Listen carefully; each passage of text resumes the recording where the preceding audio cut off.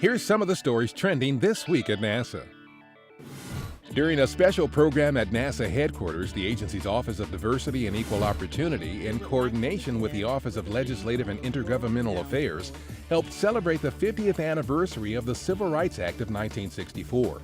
The program, moderated by CNN's Suzanne Malveaux, included NASA Administrator Charlie Bolden, a videotaped poem from Civil Rights-era poet Nikki Giovanni, members of Congress, and past and present NASA officials, highlighting the progress of the last 50 years and the civil rights challenges that still confront us.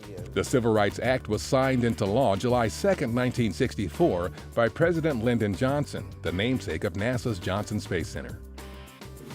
A recent test of the Orion spacecraft's parachutes was the most complex yet, with the maximum amount of stress put on the chutes to date. A test version of the spacecraft was dropped out of an aircraft about 35,000 feet above the U.S. Army's Yuma Proving Ground in Arizona. Engineers are testing the parachutes to ensure they can slow Orion for a safe landing in the Pacific Ocean during its first spaceflight test in December. NASA Associate Administrator for Space Technology Mike Gazarek was on hand for a recent media event at Marshall Space Flight Center. Marshall is conducting a series of structural and pressure tests on an 18-foot diameter composite cryogenic fuel tank, one of the largest ever built, along with testing and certification for a 3D printer like one that will head to the International Space Station later this year. These represent two of the advanced space technologies NASA is developing to enable future deep space exploration.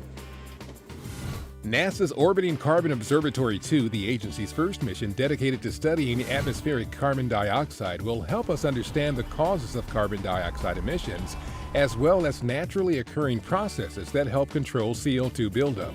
Launch of OCO2 is targeted for July 1st from California's Vandenberg Air Force Base. On June 24th, NASA's Mars Curiosity rover completed its first Martian year, 687 Earth days.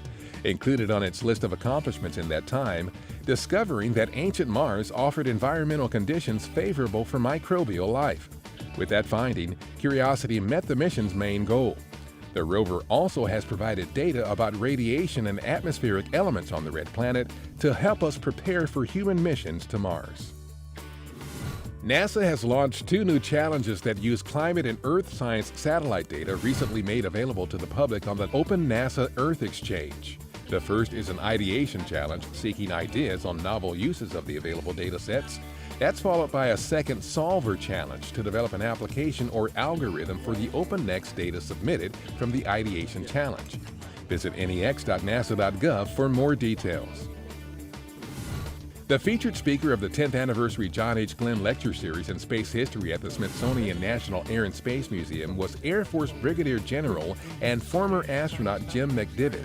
In 1965, McDivitt was the command pilot for Gemini 4, the first NASA mission to include a spacewalk, and 4 years later he commanded Apollo 9, the first flight of the complete set of Apollo hardware and lunar module.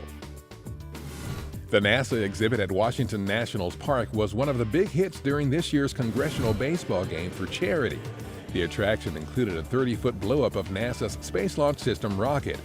The annual event raises funds for the Washington Literacy Council and the Boys and Girls Club of Greater Washington.